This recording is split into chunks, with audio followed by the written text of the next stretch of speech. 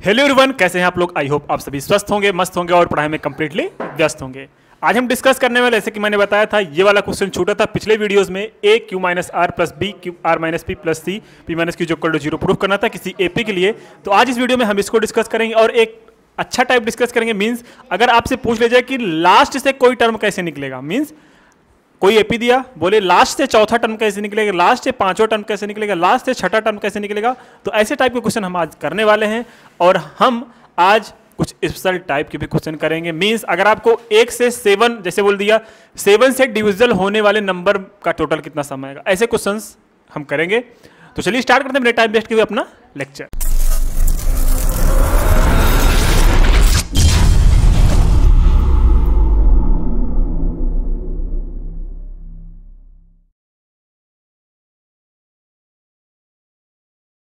चलो, आपके सामने क्वेश्चन लिखा है, if the pth term, qth term and rth term of an AP with a b c respectively, then so that a q minus r plus b r minus p plus c p minus q is equals to 0।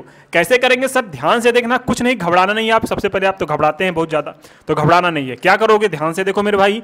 आपको क्या दिया गया, pth and qth and rth term दे दिया गया है a b c, तो सबसे पहले वो लिख लो। मतलब अगर आपको बोल रखा है भैया a जो p है, ये जो a pth है कितना है, वो है a क्यूवत कितना है मेरे भाई, वो है b, एंड a rth कितना है, वो आपके पास है c। तो इसका इक्वेशन बनाते हैं, तीनों का अलग अलग इक्वेशन बनेगा। कैसे बनेगा, अगर उस AP का फर्स्ट टर्म a लेट करते हैं, किसी AP का हम फर्स्ट टर्म क्या करते हैं, a लेट करते हैं, तो a हो जाएगा ये, प्लस pth टर्म मतलब क्या हो जाएगा, p माइनस 1 इंटू डी की वैल्यू क्या दे रखी है मेरे भाई, ये a दे रखी है। क्या दे रखी है, ए दे रखी है। अच्छा, ओ इसको ए करना जरूरत है ना, है ना, क्योंकि ए तो पहले दिया गया। एक काम करो, फर्स्ट टर्म को दूसरा कुछ लेट कर लो, है ना, फर्स्ट टर्म को दूसरा कुछ लेट करो, नहीं तो ये एक्सप्रेशन इसी में दिया गया है, काम हो जाएगा खराब अभी, है ना। ए मत लेट करो, दूसरा कुछ एल लेट कर लें सर, ए भी नहीं, क्या लेट करोगे फिर, यहाँ पे लेट कर लो एक्स, क्या लेट कर लो, एक्स। चलो, पहला टर्म x हो गया तो फिर ये भी टर्म x ही हो जाएगा, है ना। बिल्कुल सर जी, क्या हो जाएगा ये qth term q minus 1 into D is equal to क्या है, इज इक्वल टू b है। फिर नेक्स्ट टर्म क्या है sir, x plus P Q are हो जाएगा, ये आयत टर्म दिया गया है माइनस 1 इंटू डी क्या हो जाएगा सर जी, c हो जाएगा। अब देखो आपको क्या लेके आना है, आपको सर a के साथ q माइनस आर लेके आना है, b के साथ r माइनस पी लेके आना है, c के साथ p माइनस क्यू लेके आना है। तो हम जो चेंज कर सकते हैं इसमें सर, इसी में चेंज कर सकते हैं और इसी में चेंज करके हम ये तीनों वैल्यू उठा सकते हैं। कैसे उठा सकते हैं, ध्यान से देखो। अगर हम इस a में q माइनस आर से मल्टीप्लाई कर दें और r माइनस b में r माइनस पी से मल्टीप्लाई कर दें और c में p माइनस क्यू से मल्टीप्लाई कर दें, तो अपना क्या हो जाएगा, आंसर आ जाएगा। अब ध्यान से देखना कैसे करेंगे, बिल्कुल। अब जो आएगा, हम क्या करते हैं, मल्टीप्लाइंग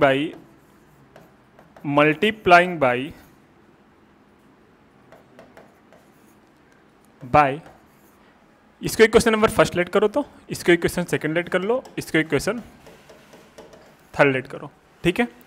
अब मल्टीप्लाइंग बाई किसमें sir, q minus r in first, okay, and comma r minus p से किससे कर लो सर, b में कर लो, by r minus p in second, next and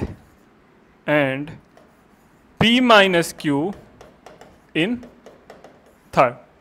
कोई दिक्कत नहीं होगी सर, एकदम आसान है, हलवा क्वेश्चन है। करते हैं सॉल्व। क्या आएगा, यहां पे तो है अपना x बहुत बुरी चीज होती है, पता है कि नहीं। p माइनस 1 इंटू डी का मल्टीप्लाई हमने किसके साथ किया सर, q माइनस आर के साथ मल्टीप्लाई कर लिया, और जब q माइनस आर के साथ मल्टीप्लाई कर लिया इज इक्वल टू ये हो जाएगा a q माइनस आर। कोई दिक्कत नहीं है सर, ये तो अपना पास इक्वेशन नंबर फर्स्ट ही रहा। सेकेंड जो इक्वेशन नंबर आया सर, सेकेंड तो आएगा ये q माइनस 1 इंटू डी, और इसके साथ क्या मल्टीप्लाई किया है हमने, इसके साथ मल्टीप्लाई किया है r माइनस पी, तो हमने r माइनस पी कर दिया। और ये आ गया r minus P, equation number second. Third क्या है सर? थर्ड भी वही है, यहाँ पे P Q are minus one हो जाएगा और R minus one into D के साथ क्या हो जाएगा? पी माइनस क्यू से मल्टीप्लाई तो हो जाएगा अपने पास C into P minus Q. अरे हाँ या ना? हलवा है, बिल्कुल एकदम आसान है। अब क्या करना है सर? हमें ऐड करना है तीनों को, तो ऐड कर लो। Equation number third, adding equation first second and third, तो क्या हो जाएगा? Adding equation first second and third, add करते हो तो अब ये क्या हो जाएगा? ये तो हो जाएगा x plus P minus one into D के साथ मल्टीप्लाई हुआ है क्या? q minus R. क्या हुआ है? q minus R. फिर प्लस बाबू मल्टीप्लाई फिर किसके साथ हुआ है? x प्लस पी, यहाँ पे q हो जाएगा, यहाँ पे क्या हो जाएगा? q minus one into D का मल्टीप्लाई हुआ है r माइनस पी के साथ। अरे हाँ या ना? बिल्कुल। फिर अपना नेक्स्ट हुआ है x प्लस, ये हो गया q माइनस आर। अब क्या हुआ था? x plus r minus one into D का जो मल्टीप्लाई हुआ है वो क्या हुआ है? अरे बताओगे? नहीं बताओगे? नहीं बताओगे हम तो तुमको बहुत मारेंगे। नहीं बताओगे? बता दो भैया। देखो यहाँ पे क्या आ गया? यहाँ पे जो वैल्यू आएगी मल्टीप्लाई होने से p माइनस क्यू के साथ मल्टीप्लाई करेंगे। ये तो अपना है LHS। क्या आया? LHS। तो RHS क्या आ जाएगा? RHS आएगा, ध्यान से देखना मेरे भाई, क्या आएगा? A। क्या आएगा?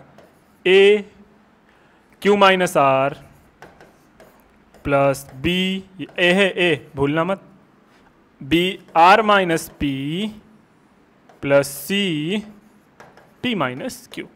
ये अपना RHS है। अब जब आप इतना सॉल्व करोगे ना बाबू, एक मैं सॉल्व करके बताता हूँ, अगले से आपको आइडिया लग जाएगा, है ना? कैसे लग जाएगा? इतना मल्टीप्लाई करो, देखो q माइनस आर इसके साथ x के साथ आएगा और r माइनस पी इसके साथ आएगा।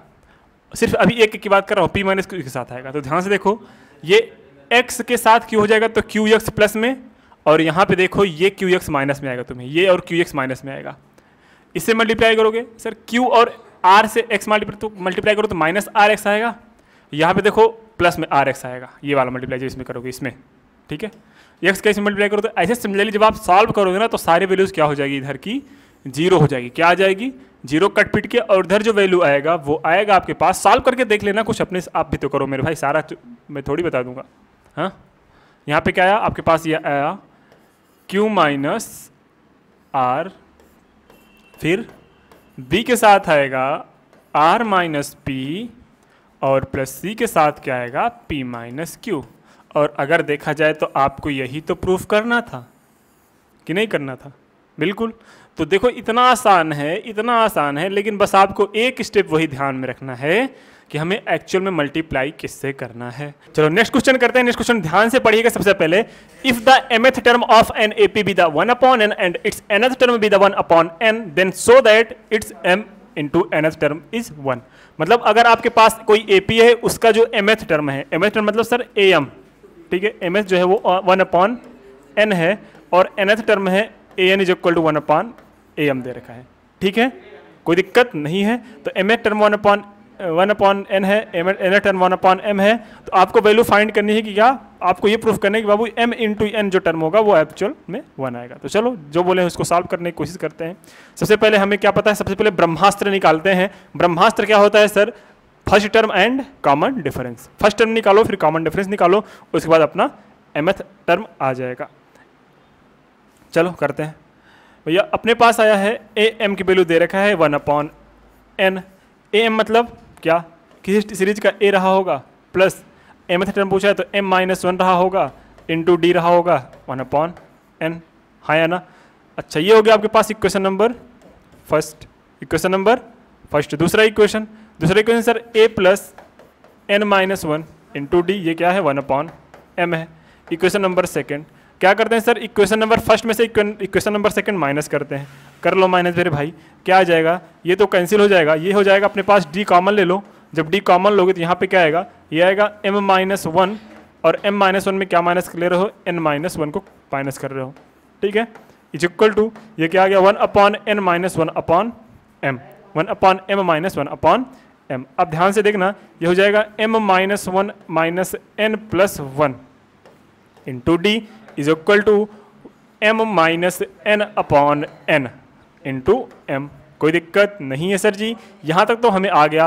अब ये -1 + 1 कैंसिल हो जाए कि ये बन गया अपने पास m-n, क्या बन गया m-n इंटू डी, और यहाँ पे क्या बचा है m-n बचा है, और यहाँ m इंटू n बचा है। m-1 से m-n कैंसिल होके d इज इक्वल टू क्या बचा, 1/m into n, 1/m into n बचा d की वैल्यू। सर अब हमारे पास तो d की तो वैल्यू आ गई, अब हम क्या करेंगे, अब हम a की वैल्यू कैलकुलेट करेंगे। किसकी वैल्यू कैलकुलेट करेंगे, a की वैल्यू। तो रखते हैं, देखो अब क्या करेंगे, putting the value of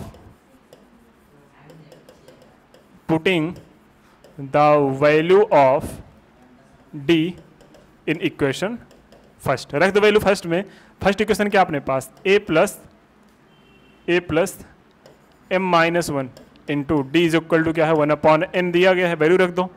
a plus m-1 into D की वैल्यू 1/m इंटू n है, 1/m इंटू n है, इज इक्वल टू क्या हो गया मेरे भाई, 1/n हो गया। कोई दिक्कत नहीं होनी चाहिए। इसका मल्टीप्लाई कर लो, ये क्या हो जाएगा, a is equal to 1/n में से माइनस हो जाएगा क्या, m minus 1/m into n। ठीक है, कोई दिक्कत नहीं आनी चाहिए। दिक्कत है, कोई दिक्कत नहीं है। चलो नेक्स्ट, अब क्या करेंगे, अब हम करेंगे amn निकालेंगे। हम क्या निकालेंगे, amn। तो आपको पता होना चाहिए amn जो आएगा फर्स्ट टर्म प्लस n की जगह आपकी बार m इंटू n हो जाएगा, तो m इंटू n -1 हो जाएगा, ठीक है, इंटू डी। वैल्यू रखते सबकी वापस। एक वैल्यू क्या आई है सर, एक वैल्यू जो आई है वो आई है 1/n minus m-1/m into n आई है, और प्लस में ये क्या आई है सर, प्लस में तो आई है m इंटू n -1, और इतनों डी की वैल्यू का ही m इंटू n। अब जब हम तीनों को ऐड करेंगे तो ध्यान से देखना क्या आता है, जब तीनों को ऐड करेंगे सबका बेस m इंटू n आएगा, और यहाँ पे m की कमी है तो हम यहाँ पे m वैल्यू ले लेते हैं। यहाँ पे क्या आ जाएगा, यहाँ पे माइनस का प्लस हो जाएगा, और माइनस का माइनस और प्लस हो जाएगा, और यहाँ पे क्या हो जाएगा प्लस m इंटू n, ठीक है, m इंटू n माइनस में 1, ठीक है। ये +1 का कैंसिल है ना, और ये सही है, ये m है, माइनस का m कैंसिल, यहाँ पे क्या आया m इंटू n आया, ऊपर m इंटू n आया, और नीचे भी m इंटू n आया, कैंसिल होकर क्या आ गया आंसर 1। तो आपको यही तो प्रूफ करना था कि a m इंटू n की वैल्यू क्या आएगी, आपको यही तो प्रूफ करना था मेरे भाई कि a m इंटू n की वैल्यू 1 आएगी, हाँ या ना। तो देखो कितना आसान क्वेश्चन है, बस आपको जो जो बोला वो करते जाना। हमने क्या किया, 2 इक्वेशन बनाए, दोनों इक्वेशन को सॉल्व करने के बाद a और d की वैल्यू निकाला, a और d की वैल्यू निकालने के बाद हमने amn टर्म ने रख दिया। आपकी क्या हो गई, प्रूफ हो गई कि भैया amn टर्म क्या आ जाएगा, 1 आ जाएगा। अगर आपसे कभी पूछ ले शॉर्ट, कभी MCQ में अगर पूछे कि भैया अगर किसी AP का 8वां टर्म अगर 16 है, किसी भी AP का 8वां टर्म 16 है, और 9वां टर्म जो है, 9वां टर्म अगर जो है वो है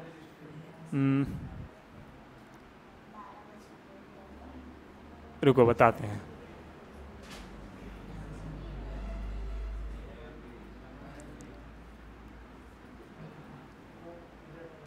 अगर कहीं आपसे पूछ ले कि किसी AP का A16 टर्म क्या है आपके पास 8, और A8 टर्म आपका क्या है 16, ठीक है। क्या बोले कि अगर A16 टर्म अगर आपका 8 है तो A8 सिस्टम क्या है 16। तो अगर आपसे पूछा जाए कि A28 टर्म क्या आ जाएगा, तो आप बताओगे बाबू 1 आएगा। क्या आएगा, 1 आएगा, नहीं दिक्कत। ट्रिक है, फिर से बताएं। आपसे अगर पूछे कि A7 टर्म आपका आ जाए 12, A7 टर्म आ गया 12, और A12 आ गया आपका 7, तो अगर आपसे पूछे जाए कि इस 84 टर्म का क्या आ जाएगा, मतलब आप वैल्यू क्या बताएंगे, 1 बताएंगे। मतलब इन दोनों का मल्टीपल अगर पूछ लिए कि बार से 84, 84 12 से बनता है 84, तो A84 की वैल्यू क्या आएगी, आप आराम से लिख देंगे 1 आएगी, कोई दिक्कत। तो यहाँ पे आपका MCQ वाला क्वेश्चन बन जाएगा बेहद आसान तरीके से, है ना। चलो नेक्स्ट क्वेश्चन क्या है, नेक्स्ट क्वेश्चन को देखते हैं। नेक्स्ट क्वेश्चन को करने से पहले सब कॉन्सेप्ट है एक कॉन्सेप्ट। अब तक तो आप पढ़ते थे स्टार्टिंग के एन टर्म कैलकुलेट करते थे, क्या करते थे, स्टार्टिंग के एन टर्म कैलकुलेट करते थे, लेकिन अब क्या करेंगे, इंड से एन टर्म कैलकुलेट करेंगे। ठीक है, थोड़ा लाइट का इशू हो गया है, ठीक है, तो अभी अरेंज करवाया है तो इसी पे करते हैं। ठीक है, चलो क्या हम पढ़ रहे थे कि अगर किसी टर्म में हम क्या कराए थे, किसी टर्म में किसी एपी में अगर आपको लास्ट से कोई टर्म कैलकुलेट करना है तो कैसे कैलकुलेट करोगे। ठीक है, तो अब आप पहले क्या करते थे, पहले आप करते थे A1 A2 ऐसे दिया रहता था। ठीक है, A1 A2 ऐसे दिया रहता था, A1 A2 A3 A4 A5 ऐसे दिया रहता था, ऐसे AN तक, है ना। तो ये इधर से इधर जाते तो इधर क्या होती थी सर, D प्लस में होता था। अगर D प्लस में होता था या प्लस में होता था, या फिर D माइनस में होता तो माइनस में होता था। अब यहाँ पे क्या हो जाएगा, अब हम जब इधर से इधर आएंगे, पीछे आएंगे, तो आपको क्या देखोगे, तो यहाँ पे D आपका निगेटिव में, अगर जो D इधर से प्लस में आ रहा था, इधर D आके माइनस में होगा। अगर जो D इधर माइनस में रहा होगा, है ना, तो इधर वो वैल्यू क्या आती होगी, वो इधर प्लस में आती होगी। मीन्स अब वही सीरीज क्या हो रहा है, उल्टा। अगर वो इंक्रीजिंग ऑर्डर वाली सीरीज है तो वो वैल्यू, अब डी की वैल्यू हम कॉमन डिफरेंस निगेटिव ले लेंगे, बस वही एक काम होगा। और क्या कर लेंगे, वो वाली वैल्यू जो लास्ट टर्म होगा वहाँ पे आप फर्स्ट टर्म की तरह बिहेव करने लगेगा, और डी की जो वैल्यू होगी वो अब निगेटिव हो जाएगी, है ना। लास्ट टर्म क्या हो जाएगा, आपका फर्स्ट टर्म हो जाएगा, और जो डी की वैल्यू होगी वो आपका कॉमन डिफरेंस हो जाएगा। लेकिन अब वो डी की वैल्यू उस ऑर्डर में हम इंक्रीजिंग ऑर्डर में लेते थे, इस ऑर्डर में हम डिक्रीजिंग ऑर्डर में लेते थे। अगर नहीं समझ में आया, एक बार फिर से देखो, आपको अच्छी तरीके से आ जाएगा। एक एपी लेते हैं अपने पास, क्या, देखो ध्यान से कि भैया अपने पास कोई एपी है, कौन सी एपी है, ए, दूसरा टर्म क्या हो जाएगा, ए प्लस डी, तीसरा टर्म क्या हो जाएगा, ए प्लस 2d, चौथा टर्म क्या हो जाएगा, ए प्लस 3d। ऐसे सिमिलरली लगभग कहाँ तक जाएगा सर, लास्ट टर्म एल तक जाएगा। कहाँ तक, एल तक। अच्छा, ये इधर जा रहे हैं तो अपने पास प्लस डी बढ़ रहा है, क्या हो रहा है, प्लस डी बढ़ रहा है। तो इधर जब आएंगे तो इधर जाएगा, जो कॉमन डिफरेंस डी क्या होगा, ये घटेगा कि नहीं घटेगा, अरे हाँ या ना। देखो 3d में से 2d जा रहा है, 3d में से पीछे गए तो 1d कम हो गया, 2d आ गया, 2d में से कितना गया, इधर आ गया 1d, इधर क्या आ गया, d गायब हो गया। तो इधर से जब पीछे से बैक डायरेक्शन से जा रहे हैं तो अपना क्या हो रहा है, d की वैल्यू कम होती चली रही है। तो हम यहाँ पे अगर इस तरफ से स्टार्ट करें तो एक वैल्यू यहाँ पे क्या है, l है। तो अगर हम nth टर्म निकालें कहाँ से, फ्रॉम द इंड, तो ये क्या हो जाएगा, फर्स्ट टर्म l की तरह बिहेव करेगा, और प्लस n-1 निकाल लो, इंटू डी की वैल्यू क्या है सर, डी की वैल्यू यहाँ पे माइनस हो जाएगा। तो यहाँ पे जो वैल्यू आई एल, ये माइनस कर देगा, तो L minus n-1 into D आ गया कि नहीं आ गया। तो अगर लास्ट से तुम्हें चौथा टर्म, पांचवा टर्म, छठा टर्म, सातवां टर्म पूछे, fifth term, six term, seven term, eight term, 12 term पूछे, कुछ भी पूछ सकता है, तो आप कौन सा फॉर्म लगाओगे सर, लास्ट टर्म में से n-1 इंटू डी माइनस कर दो। जैसे मैं आपसे एक क्वेश्चन पूछता हूँ कि अगर एक लास्ट टर्म से किसी सीरीज का कॉमन डिफरेंस अगर -2 है, कॉमन डिफरेंस अगर 2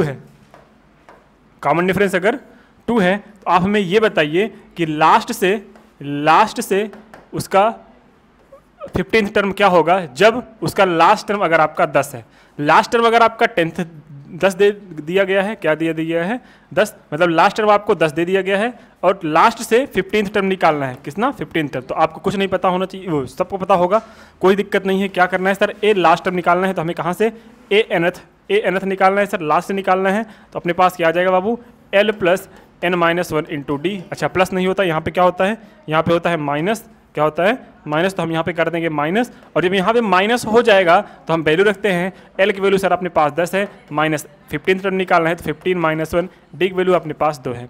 तो 10 में से क्या आ जाएगा, 15 माइनस 1 हो जाएगा क्या, 14, और 14 इंटू 2, 14 दूना 28, तो 10 माइनस 28 हो जाएगा। तो कितने पास आ गया अपने पास सर जी, अपने पास आ गया 18।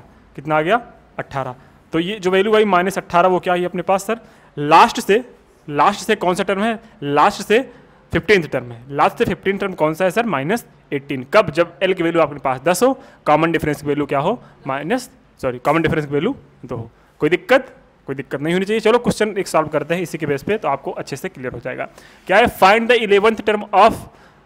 11th term from the end of the AP. आपके पास कोई एपी दिया गया है 10, 7, 4 एंड -62। तो आप इसको कैसे फाइंड करोगे, तो ध्यान से देखना मेरे भाई। अगर यहाँ से बात की जाए डी की, तो डी की वैल्यू कैसे निकालोगे सर जी, 7 - 10 निकालोगे तो आंसर क्या आएगा, -3 आ गया। डी की वैल्यू -3। अच्छा, एल की वैल्यू क्या है, एल की वैल्यू आपके पास -62 है, और कुछ कौन सा टर्म निकालना है सर, 11th टर्म निकालना है। तो कुछ नहीं करना मेरे भाई, ए 11th निकालना है फ्रॉम द इंड, तो क्या हो जाएगा, l minus n-1 into D. रख दो वैल्यू, क्या है, एल की वैल्यू क्या है आपके पास सर जी, -62 है, -62 है, ये माइनस हो गया, n की वैल्यू कितना है sir 11th, 11 minus 1 into D की वैल्यू कितना है आपके पास -3 है। सॉल्व कर लो, क्या आ जाएगा ये -62 और ये 11 माइनस 1 क्या हो जाएगा बाबू 10 और 10 ये -10 और इंटू ये -3 -10 इंटू -3 क्या हो जाएगा प्लस में 30 हो जाएगा और ये -62 है। -62 में 30 ऐड करो कितना आएगा बाबू 32, माइनस में वो भी आएगा है ना। तो ये आपका जो 11 टर्म आया वो क्या आएगा आपका आंसर 32, लेकिन वो माइनस में आएगा। कहाँ से सर फ्रॉम द एंड, मतलब फ्रॉम द एंड से 11 टर्म जो आएगा इस एपी में वो क्या आया, इस एपी में -32 आया। तो कैसे लगी, अच्छा लगा कि नहीं लगा? बिल्कुल एकदम आसान है भाई, बस आपको क्या करते हैं ना बेसिक आपको आना चाहिए। बेसिक मीन्स वही फार्मूला ए जो nth जो equal to a plus n minus 1 into D, ठीक है।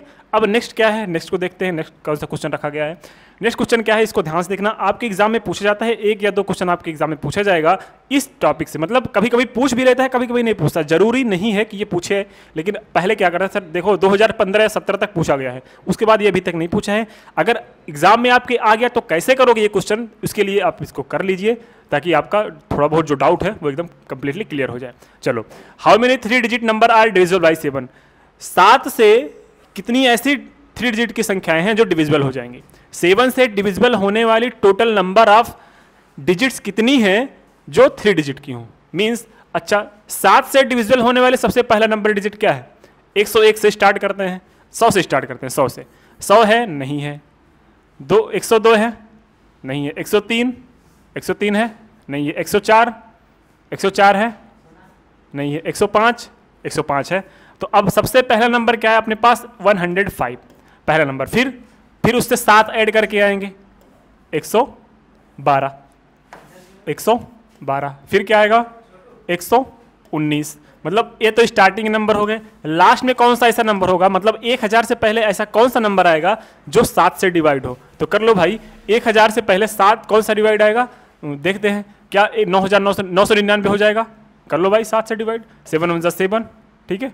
ये कितना है 19, 7 × 7 19 आया, और ये कितना आया 7 × 14 7 × 14 7 × 21, मतलब ज़्यादा हो जाएगा, मतलब ये 2 बार जाएगा। फिर ये भी नहीं हो जाएगा, मतलब 98, देखते हैं 998 शायद हो जाए, अपॉन 7 हो जाएगा ये 7 × 7 है ना, 7 × 7, और ये कितना है 19, फिर 7 × 14 5 19 नहीं होगा। फिर एक बार देखे जाओ 996 हो जाएगा, फिर से देख लो भाई हो जाएगा कि नहीं हो जाएगा। 7 फिर 7 × 7 फिर 7 × 14 24 29 हो रहा है, 7 × 7 29, 7 × 14 फिर 6 20, और ये भी नहीं हो रहा है, हो जाएगा कहाँ हो रहा है।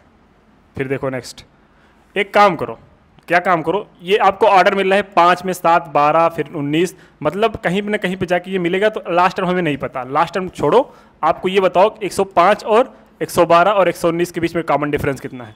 कॉमन डिफरेंस कितना है सर अपने पास? 105 और 12 के बीच कॉमन डिफरेंस 7 है। एक वैल्यू आपके पास क्या है? एक वैल्यू अपने पास है 105। आपको लेट कर लेते हैं ए nth टर्म, जो nth टर्म होगा इसका लास्ट टर्म होगा कि नहीं होगा? जो nth टर्म होगा इसका लास्ट टर्म होगा कि नहीं होगा? अच्छा लास्ट टर्म होगा पक्का सर। अब इसको लेकिन इसमें कैलकुलेट करना पड़ेगा कि कौन सा ऐसा टर्म होगा जो 7 से कंप्लीटली लास्ट टर्म से डिवाइड हो, तो उसको आपको ढूंढना पड़ेगा। 191 से करो, ज़्यादा प्रॉफिटेबल होगा। तो 7 × 21 7 दूना 14 7 5 7 दूना 14 6 20 5 नहीं जाएगा, 192 19 133 19 152 20 140 999 है ना, तो 191 कहाँ कर रहे हैं, तभी गलती हो ही रही है। 7 991 7 × 7 2 9 7 × 21 7 × 4 28 129 नहीं जाएगा, 92 नहीं जाएगा, 93 नहीं जाएगा, 94 हो सकता है। 994 अपॉन 7 करो, देखो 7 7 × 7 2 कैरी आया, फिर 7 × 28 कैरी कितना आया 7 × 28 एक आया कैरी 7 दूना 14, देखो 994 हो रहा है, ठीक है। तो लास्ट नंबर जो आएगा आपका वो क्या आएगा सर 994, क्या आएगा 994। तो इस एपी का फर्स्ट टर्म क्या आएगा, ये लास्ट टर्म जो आएगा वो 994 आएगा। इसके बाद जो आएगा टर्म वो 7 से डिविजिबल होगा, लेकिन 3 डिजिट का नंबर नहीं रह जाएगा, 3 डिजिट का नंबर नहीं रह जाएगा, मतलब वो 4 डिजिट का नंबर बन जाएगा, ठीक है। तो अपना अगर हम एपी लिखना चाहें तो क्या निकले सर 105 निकला, फिर 112 निकला, 100 क्या निकला 12 निकला, फिर 119 निकला, मतलब 190 निकला, फिर क्या निकला अपने पास 994 निकला, 994। अब यहाँ पे आपने देखा कि एक वैल्यू यहाँ पे 105 मिल गई, डी की वैल्यू आपके पास मिल गई सर जी 7 मिल गई, और क्या मिल गया एल की जो वैल्यू मिल गई वो आपके पास क्या मिल गई, जो एल की वैल्यू मिल गई वो क्या मिल गई, अरे देखो भाई 994। एल जो होगा वो लास्ट टर्म होगा कि नहीं होगा, बिल्कुल लास्ट टर्म अगर आपको पता है, लास्ट टर्म अगर आपको पता है तो क्या हो सकता है भाई, वो एनएस टर्म तो होगा, लेट कर लेते हैं। अब लास्ट टर्म मुझे क्या पता कि एनएस टर्म होगा, हम लेट करते हैं nth term is equal to L, जो लास्ट टर्म होगा वो एनएस टर्म होगा। तो ध्यान से देख लो क्या आ जाएगा अपने पास, a plus n minus one into D is equal to L. कर लो बाबू, क्या आएगा एल की वैल्यू 994 दिया गया है, इज इक्वल टू एक वैल्यू आपके पास 105 दिया गया है, प्लस में एन की वैल्यू निकालनी है -1 इंटू डी की वैल्यू आपके पास 7 दिया गया है, कोई दिक्कत है ही नहीं। तो n-1 इंटू क्या हो जाएगा, n-1 into 7 is equal to 994 minus 105। अच्छा 4 में से 14 में से 5 जाएगा, 9 बचेगा, और ये क्या बचा 8, ठीक है, ये क्या बचा 7 बचा कि 8 बचा, 8 बचा।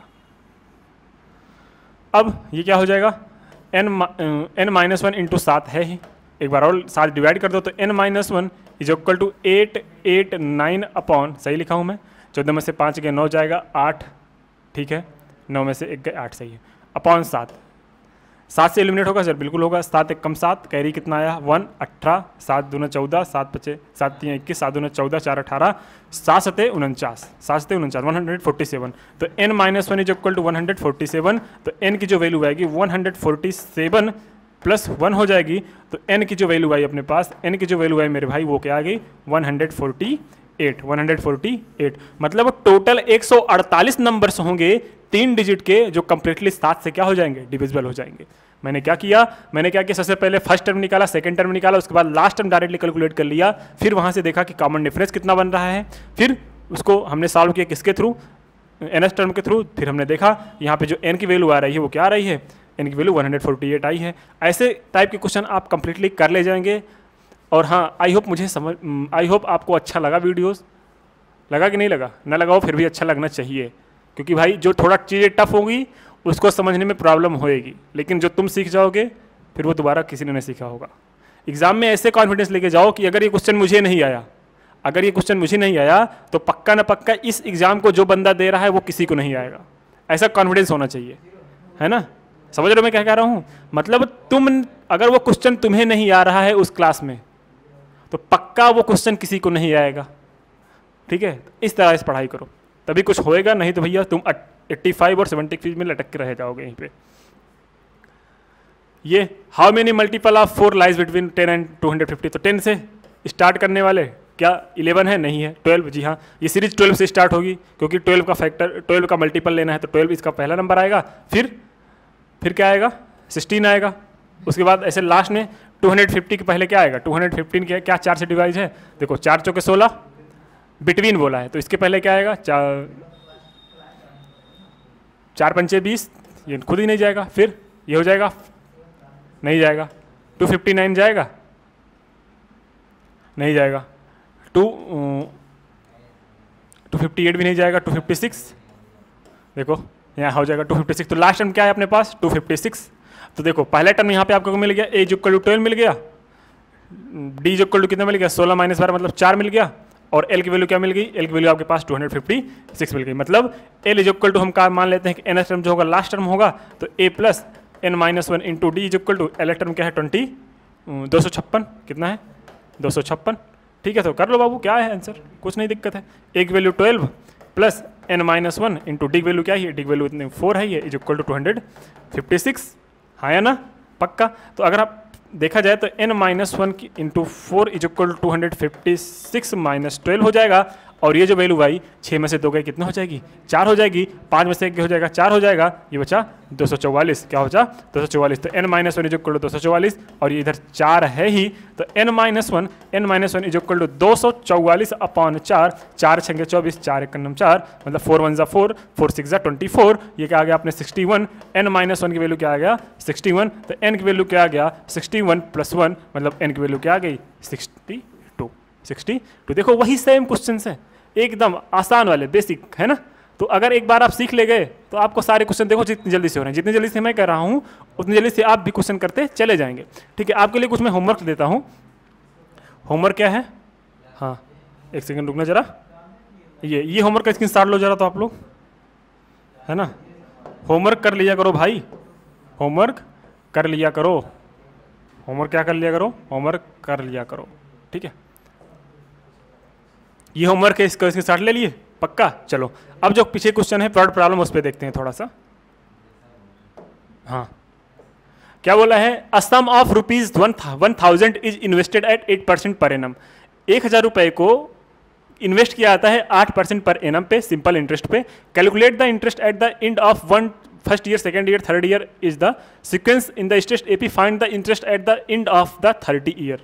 अरे बाप रे, ये कैसा क्वेश्चन? मतलब हर 30 साल बाद मुझे इंटरेस्ट निकालना है, 30 साल बाद मुझे किस लास्ट टर्म मुझे निकालना है। ठीक है, एकदम देखो 1000 रुपए है, 1000 रुपए है, 1000 रुपए है, इन्वेस्ट किया था है 8%। अगर मुझसे पूछा जाए सर कितना इन्वेस्ट आएगा तो मैं डायरेक्टली बता दूंगा, लेकिन आपके लिए मैं बेसिक से बताऊंगा। देखो, आप अगर पहले साल में इंटरेस्ट निकालो तो सिंपल इंटरेस्ट क्या होता है बाबू? पहले साल का सिंपल इंटरेस्ट क्या हो जाएगा? Simple interest is equal to principal into rate into time upon 100 होता है कि नहीं होता? क्लास 7th की चीज है। अगर ये नहीं आता तो तुम समझ लो तुम लोग पढ़ाई एकदम किए ही नहीं हो। कहीं लॉकडाउन में प्रमोट तो नहीं हुए हो तुम लोग? हाँ, लॉकडाउन में प्रमोट होने वाले बच्चे तो नहीं हो कि मतलब ऐसे ऐसे बच्चे थे उस टाइम वो 90% पा गए हैं। हमारे घर के बगल भी एक है, वो 90%, और पता है 12th में कितना आया? 12th में 55%। सोचो 90% पर लाने वाला बच्चा 12th में आके 55% पा रहा है। गजब जमाना आ गया था, सब लोग प्रमोट हो गए। नहीं तो ऐसे क्या करते तुम लोग, वैसे घूमते, है ना। तो चलो देखते हैं, छोड़ो। प्रिंसिपल कितना दिया गया है सर जी? प्रिंसिपल जो है, वो जो प्रिंसिपलवा है ना, वो क्या दिया गया है? प्रिंसिपलवा आपके पास है 1000। कितना है? 1000 इंटू रेट कितना है? 8% इंटू टाइम कितना है बाबू? टाइम है 1 साल, 1 साल हर साल, है ना। पहले साल में 1 अपॉन 100, 0 से 0 कैंसिल, कितना आया? 80। पहले साल का simple interest 80। S1 SI first है, SI2 निकालते हैं। SI2 निकालेंगे तो वही काम हो जाएगा बाबू। 1 की जगह क्या हो जाएगा? 1 की जगह 2 हो जाएगा, तो 80 दूना 160। फिर SI3 क्या हो जाएगा? उसी की जगह क्या हो जाएगा? 3, तो कितना हो जाएगा? 240। इसके बाद क्या हो जाएगा? SI4। SI4 कितना हो जाएगा? अरे बताओ गए 400, सही है। हाँ 320। ठीक है, ये देखो पहले साल इतना ही सिंपल इंटरेस्ट, दूसरे साल 160, तीसरे साल 240, चौथे साल में कितना पाया? 320। ऐसे ऐसे कितने ईयर तक जा रहा है सर? ऐसे ऐसे जा रहा है ये 30 साल तक। कितना जा रहा है? 30 साल तक। तो 30वें साल में वो कितना पाएगा? 30वें साल find the interest at the end of 30 year. 30 year का जो लास्ट मुझे निकालना पड़ेगा। मतलब ऐसे ऐसे कहाँ तक जा रहा है ये? ऐसे ऐसे ऐसे मुझे क्या निकालना है बाबू?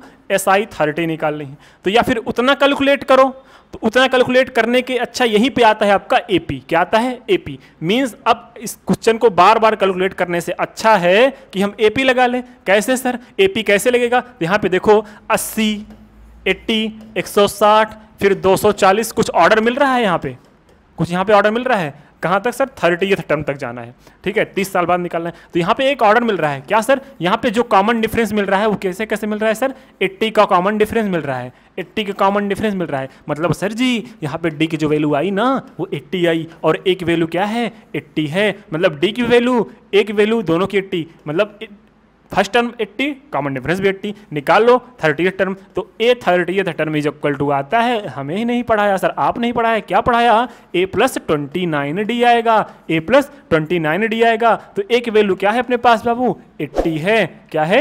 80 है। 29 × 80 कर लो, दोनों को ऐड कर लेना, आएगा आंसर। अगर फिर भी नहीं आया तो ऐड करने का सिंपल तरीका, यहाँ पे 80 80 ले लो कॉमन, 80 ले लो कॉमन, तो यहाँ पे आएगा 1 + 29। और जब 1 + 29 करोगे तो क्या हो जाएगा? 30 × 80, 30 × 80, 8 3 = 24, 2 0 लगा लो, आ गया आपका टोटल आंसर।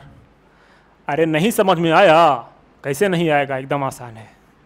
तो कितना आया? ये जो 30वें साल जो इंटरेस्ट पाएगा वो टोटल कितना पाएगा सर? 2400 रुपया। 30 साल बाद सिर्फ उसका इंटरेस्ट मिला के 2400 रुपये होगा। मतलब अगर आप एक आदमी को 1000 रुपये देते हैं, एक आदमी को 1000 रुपये देते हैं, बोल दो हम आपसे 8% लेते हैं पर एनम एक साल में, तो जब वो आपसे 30 साल बाद मिलेगा तो आपको वो मतलब 3400 रुपये देगा। 1000 तो वो आपसे जो लिया है और 2400 एक्स्ट्रा उसका इंटरेस्ट। सोच लो दिए कितना थे 1000, 2400 उसका इंटरेस्ट मिल गया। मैं आपको 2 चॉइस देता हूं, कौन कौन सा? मैं आपको देता हूं कि मैं आपको 1 रुपये दूंगा, आप मतलब आप मुझे 1 लाख, मैं आपको दे रहा हूं 30 लाख रुपए, 30 लाख रुपए, ठीक है। और मैं आपको दे रहा हूं 1 रुपये, फिर दूसरे दिन उसका 2 टाइम्स, तीसरे दिन उसका फिर 2 टाइम्स, फिर चौथे दिन उसका 2 टाइम्स, तो 1 साल तक मैं ऐसे दूंगा। मैं आपको इकट्ठे दे रहा हूं 30 लाख रुपए, 30 साल, ठीक है, मतलब 30 लाख रुपए दे रहा हूं। और इसको मैं दे रहा हूं आपको रेगुलरली डबल करके, मतलब एक दिन मैंने इसको 1 रुपये दिया, फिर अगले दिन तुमको 2 रुपये दूंगा, तीसरे दिन मैंने तुमको 6 रुपये दूंगा, चौथे दिन मैं तुमको 12 रुपये दूंगा। तो तुम क्या लेना पसंद करोगे? तो बहुत बच्चे सोचे होंगे सर 30 लाख लेना पसंद करेंगे, क्या लेना? 30 लाख। लेकिन मैं बताऊं, एक का इसको कैलकुलेट करना, पहले साल कितना 1, दूसरे साल 2, तीसरे साल, तीसरे दिन 4, चौथे दिन 8। अब ये एक एपी बन रही है, कैसी एपी सर? ये बन रही है जीपी, ज्योमेट्रिक प्रोग्रेशन। एपी नहीं, ये बन रही है ज्योमेट्रिक प्रोग्रेशन। तो अगर आप देखोगे ना तो इसका अमाउंट कैलकुलेट करोगे तो इसका अमाउंट ज़्यादा आएगा। दिखने में छोटा अमाउंट है लेकिन आपका क्या कर रहा है, इतना ज़्यादा बढ़ रहा है लेकिन आपको पता नहीं चल रहा है। तो इसीलिए मैं बोलता हूँ छोटे छोटे कॉन्सेप्ट को क्या करो, छोटे छोटे कॉन्सेप्ट को ले जाओ, लेकिन वो आपको पता भी नहीं चलेगा, वो आपको इतना बढ़ता चला जाएगा, इतना बढ़ता चला जाएगा कि आपको एग्जाम में अच्छा रिजल्ट देगा। और जो इकट्ठे एक दिन में 30 लाख रुपए लिए वो क्या कर लेंगे, उनको लगेगा कि हम ज़्यादा पढ़ लिए, और जब ज़्यादा पढ़ लिए तो उनको लगेगा कि हमने भैया एग्जाम में बहुत फोड़ डालेंगे। लेकिन तुमने अगर एक एक कॉन्सेप्ट पढ़ा है, एक साल तक, एक पहले दिन एक कॉन्सेप्ट, दूसरे दिन 2 कॉन्सेप्ट पढ़ लो छोटा सा, तीसरे दिन 4 कॉन्सेप्ट पढ़ लो, ठीक है। ऐसा कुछ टाइम बाद ऐसा खत्म हो जाएगा कॉन्सेप्ट ही आपके बुक का, तो आप इससे ज़्यादा स्ट्रांग होकर निकलोगे। जो ये एक बंदा 30 लाख लेके निकला है और एक बंदा ने 1-1 रुपये पर दिन का डबल करते चला है, तो ये बंदा ज़्यादा स्ट्रांग हो जाएगा, ये बंदा कम स्ट्रांग हो जाएगा। इसीलिए एक एक कॉन्सेप्ट पढ़ो, अच्छे से पढ़ो। मैं कहता हूँ 1 घंटे पढ़ो, लेकिन 1 घंटे पढ़ो सिर्फ, ना फ़ोन लेना है, ठीक है, ना किसी से बातें करनी है, ना कुछ, बस 1 घंटे रीडिंग करो, उसको समझो। और हाँ, नोट्स 1 घंटे में नोट्स बनाने के लिए नहीं बोल रहा, नोट्स नहीं बनाना है, सिर्फ तुम्हें सेल्फ स्टडी करनी है, बुक को पढ़ना है, आपकी जो टेक्स्ट बुक है उसको। कोई भी एग्जाम नहीं होगा अगर तुम पढ़ लिए, आपके लेवल का जो आपके लेवल में एग्जाम होता है वो आप एग्जाम फोड़ ना दो तो कहना, लेकिन बस आपको सेल्फ स्टडी पे फोकस करना है। अगर कोई पढ़ना चाहे तो कोई, अगर ब्रह्मा जी आ जाए तो नहीं पढ़ा सकते भाई, बस लेकिन आपका लगन होना चाहिए पढ़ने का, तभी आप कर सकते हो, ठीक है। तो ऐसे भी क्वेश्चन अपने बनने लगे हैं अब, ठीक है। तो आज हमने एपी का जो nth टर्म वाला कॉन्सेप्ट है वो कंप्लीटली खत्म कर दिया। अब हम करेंगे सम ऑफ nth टर्म, मतलब अभी तक हम टर्म निकालना सीख लिए थे, अब हम उन टर्म को जोड़ने पे जो रिजल्ट आएगा उसके बारे में डिस्कस करेंगे। उसके बाद अपना एपी वाला चैप्टर हो जाएगा खत्म। और हाँ, एपी पे आपके एग्जाम में केस स्टडी वाले क्वेश्चन बनते हैं, तो केस स्टडी वाले क्वेश्चन को पढ़ना अपने लिए बहुत जरूरी है, क्योंकि 2 ही चैप्टर से तो केस स्टडी पढ़ते हैं। कौन कौन से? एक तो आता है ये एपी वाला, और दूसरा क्या आता है, दूसरा आता है ट्रिग्नोमेट्री में हाइट एंड डिस्टेंस। तो 2 चैप्टर इतने अच्छे से पढ़ना है, क्योंकि लास्ट वाले 2 जो क्वेश्चन आते हैं वो ज़्यादा टाइम टेकिंग भी होते हैं और ज़्यादा नंबर भी देते हैं। तो हमें ये दोनों चैप्टर स्ट्रॉन्ग करके चलना है, ये हमें समझ के चलना है, ठीक है। कौन सा? एक तो एपी वाला सम ऑफ nth टर्म वाला, या फिर इसकी वर्ड प्रॉब्लम, और दूसरा ट्रिग्नोमेट्री के हाइट एंड डिस्टेंस। तो दोनों की वीडियोस कल स्टार्ट होगी, दोनों की, क्योंकि हाइट एंड डिस्टेंस जो कल स्टार्ट होगी और ये भी कल स्टार्ट हो जाएगी, ठीक है। चलो मिलते हैं नेक्स्ट वीडियो, तब तक के लिए जय हिंद। और हाँ, पिछले वीडियोज़ को रिवाइज करते चलिए, नहीं तो सब भूल जाएंगे। चलिए ठीक है, बाय बाय, थैंक यू, जय हिंद।